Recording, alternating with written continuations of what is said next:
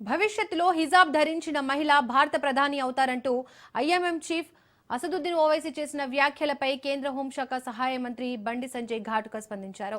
హిజాబ్ ధరించిన మహిళ ప్రధాని కావడం గురించి కలలు కానే ముందు బురకా ధరించిన మహిళను మీ పార్టీకి అధ్యక్షురాలిగా నియమించే ధైర్యం చూపాలని ఆయన ఓవైసీకి సవాల్ విసిరారు.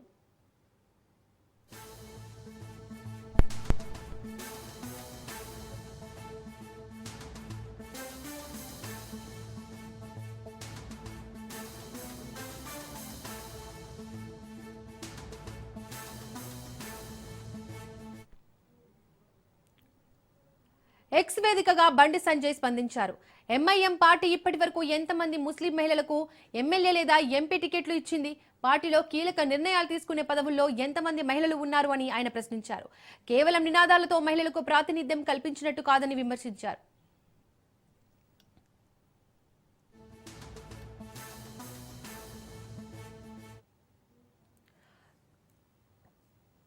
2018 ఎన్నికల్లో పాతబస్తీలో అక్బరుద్దీన్ ఓవైసీపై బీజేపీ తరపున షాజాదీ సయ్యద్ ను నిలబెట్టామని, అప్పుడు ఆమెను బెదిరించి ఓడించారని ఆరోపించారు.